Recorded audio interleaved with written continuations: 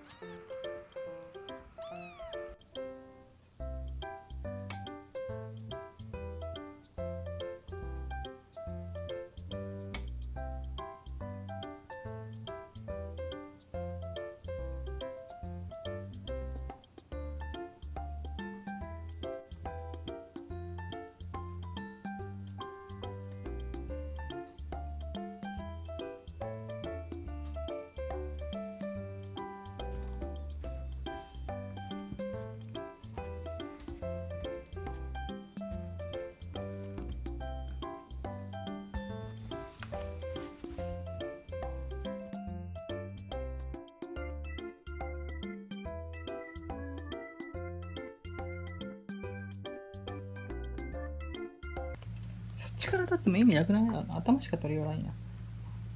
反対向ける。今みたいにさ、自然光が入るようなところで顔が見えるなら反対立ってから見てた方がいいと思うけどね。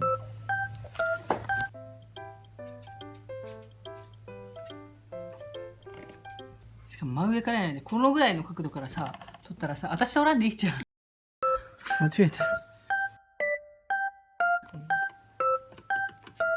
もっと近くさ、顔の表情をさ、可愛い顔の表情を撮って。まあ、もう撮れんば、これ。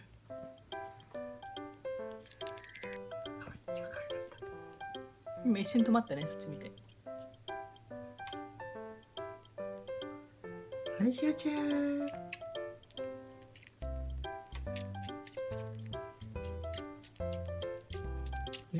撮れるのかな。